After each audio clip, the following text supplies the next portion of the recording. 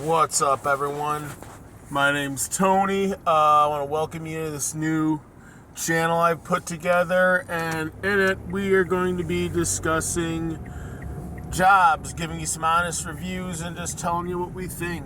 I feel in this current world, current economy, regardless of what the news is going to be telling you, you're always trying to figure out what you can do for another 50, another 100, another $1,000. So here we're going to discuss some actual jobs, none of this, what you're going to do to make $1,000 overnight, but what you can do maybe in your spare time, help you knock a couple of those extra bills out of the way.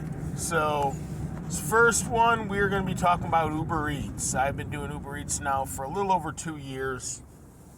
This is my second time I've done really kind of like a 4 or 5 day approach to Uber Eats. Usually I used to do like every now and then here and there, but the orders really weren't coming nearly as much. So how I kind of switched my plan up with it is when I get out of work around 2 o'clock, I get the kids, and from there we go on our deliveries. Now, usually that'll go from, I'd say, like 3:30 to 5:30. Take them home, make a little dinner once everyone gets back, and once they're in bed, I get back on the road. I do another couple of hours, and I call it a night. So in total, I do about 6 hours a day. Now, an honest estimate on what I can say I do in those 6 hours generally ranges, I would say, between, on a slower day, 75, on a better day, about 120, 130. Good realistic expectation. A few things I've learned since I started doing it. I've heard a few differences on these, but I try to go at least every other order. Personally, if it's local, I'll accept a $4. Usually, anything under 6, 7, I normally won't take, especially during like peak business hours. I'm generally trying to stay in a hot spot, trying to pick up. I would say at that point I'm going like 8, 9 or more.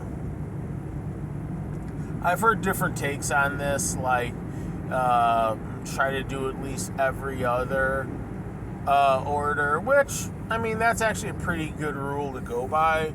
I don't necessarily know how much acceptance rate really factors in there. It doesn't really affect me, I don't feel like, until it like dips below like 30. And that's on those days that you're just getting like $2 and $3 orders here and there and here and there and here and there. But normally I think you can make I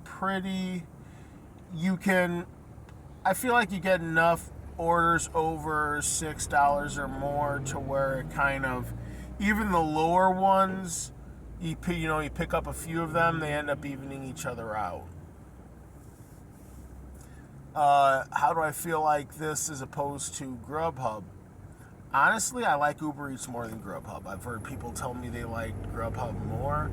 I did Grubhub for about, on and off, over a span of about 3 months, and I never really got momentum with it, right? I felt like, I'd keep, this app on, but I just always felt like even though I didn't maybe have the biggest orders coming each way, I just felt like I evened out with more on Uber Eats more, just because I felt like I got more volume. Now, in addition to that, what are some negatives I have about Uber Eats? Well, let's face it. You're driving Uber, you're going to be spending quite a bit on gas, right? So I would advise you want to at least make sure you get enough orders to where that 20 plus bucks or so that you're putting in your tank, you actually have that. You can actually dip in your funds, take that out if you have to. Now, in addition to that too, I heard this from a video a while ago, and I personally try to stick by it.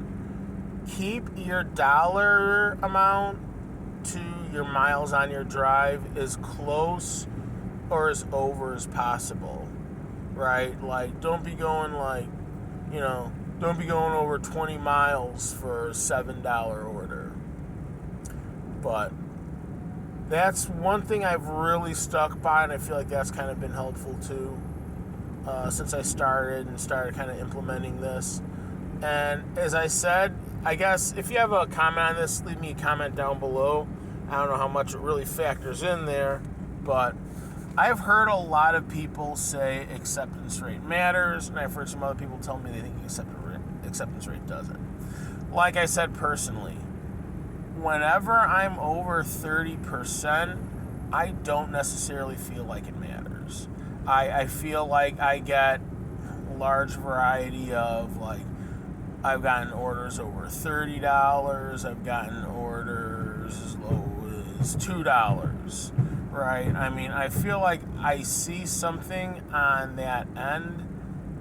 Now, what I will say though is once it does go below that, I do feel like all the orders are all like $5 or less at that point. Now, I've heard some people say that yes, this is kind of like a thing in their algorithm. I've told them otherwise, but once again, like I said, you have your own opinion on that.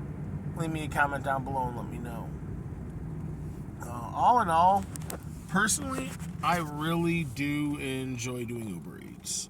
It's a fun little extra way to make a little extra side cash while you got a little bit of downtime.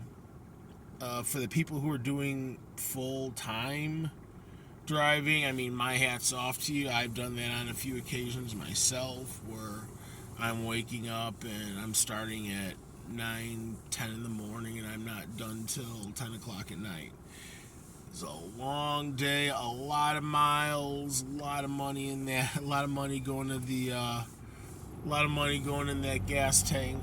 But I mean, once again, I said the negatives, but the pros is you get that freedom. You do have freedom of picking when you want to be done working. You got to pick your kids up from school. You got some plans. You're going to think, all right, this is going to be my last order, and then I'm going to go on with my day. So, all in all, I like Uber Eats. What do you think about it? What's your take on it? Have you been an Uber driver before? Leave me a comment down below. Let me know what you think. So, once again, it's kind of a new little idea I've had for a channel where just me, a few of my friends talk about some past job experiences we've had. Just some real stuff, nothing crazy, nothing too extreme, but just kind of giving you a heads up on what you might think. So, once again, thank y'all so much for tuning in. My name's Tony. Have a great rest of your day. Take care.